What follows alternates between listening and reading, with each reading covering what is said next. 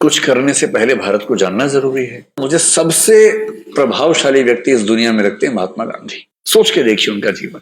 भगवान राम की जिंदगी देखेंगे, वनवास वाली पूरी कहानी, तो वो भी आपको ऐसा नजर आएगा। और महात्मा गांधी के साथ भी देखिए, 1915 के आसपास वो व्यक्ति सफल होकर, ब्रिटेन से पढ़ा हुआ है, बैरिस्टर है, साउथ अफ्रीका में एक मूवमेंट किया, वहां सफल हो गए। अब तो पढ़ चुके आधुनिक भारत ना, भारत में आ गया है। वहां सफलता का स्वाद भी उनको लगा हुआ है। उनको भरोसा है कि यहाँ कुछ हो जाएगा। उम्र उनकी उस समय 45 साल के आसपास है, यानी व्यक्ति मैच्योर भी है। ऐसा नहीं कि वो बचपना कर रहा है, एक मैच्योर एज में भारत पहुंचे हैं। और उनका तरीका बड़ा ठीक है, जो भी राहुल गांधी हासिल करते हुए दिख रहे हैं, कि भारत के लिए कुछ करने से पहले भारत को जानना जरूरी है। तो पूरे भारत को पहले समझा उन्होंने, यात्राएं की, देखा, फिर 2-3 छोटे छोटे मूवमेंट्स किए, चंपारण वगैरह किया, एक जिसको बोलेंगे नेट प्रैक्टिस भी कर ली कि अब मैं इस समाज के मिजाज को समझ पा रहा हूं, आप कुछ बड़ा करेंगे। और वहां से खिलाफत को अगर न भी केंद्र में रखें, असहयोग आंदोलन हम कह सकते हैं कि बड़ा एक उनका प्रयास है। और उनके मन में ऐसा महसूस उनको हो गया है कि बहुत मुश्किल नहीं है। अंग्रेज सत्ता इसलिए चल पा रही है क्योंकि भारतीयों का मौन सहयोग मिला हुआ है। अगर सहयोग नहीं मिलेगा तो कहां से चलेंगे, तो असहयोग करते हैं। और उनके मन में है कि अगर ठीक से असहयोग कर दिया तो 1 आध साल होते होते शायद चीजें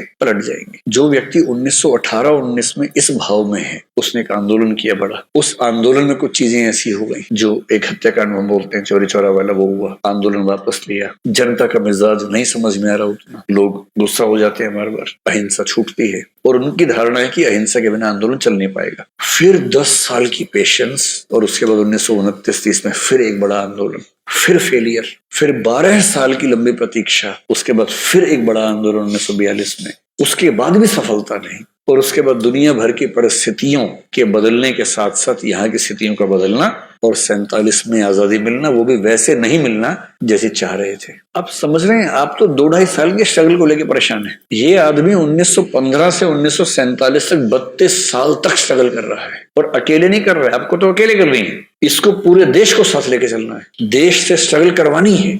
कितनी बार जब हारते होंगे, एक आंदोलन फेल होता होगा, कितनी गालियां पड़ती होंगी, अपने ऊपर सवाल खड़े होते होंगे मन में कि हो पाएगा या नहीं हो पाएगा। हमारा तो एक प्रीलिम्स बिगड़ जाता है, हमें लगता है कि यार पता नहीं होगा कि नहीं होगा। इनके तो प्रीलिम्स, मेंस, इंटरव्यू सब बिगड़ता था बार बार। और उसी प्रोसेस में उनके अपने बच्चे उनके कंट्रोल से बाहर निकल गए, उनका एक बेटा हिंदू धर्म छोड़ देता है। इन सारी चीजों को मैनेज करते हुए ये आदमी लगातार एक भरोसा खुद पे बनाए रखते हुए, सब पे बनाए रखते हुए अगर यहाँ तक पहुंचता है। इसलिए महात्मा गांधी में इमोशनल इंटेलिजेंस तो कमाल की थी ही। मेरे ख्याल से जो चीज उनको सबसे बड़ा बनाती है वो है परसिवियरेंस। और इसका सरल मतलब क्या है? उद्देश्य आज नहीं मिलेगा, कल मिलेगा, कल नहीं मिलेगा, परसों मिलेगा।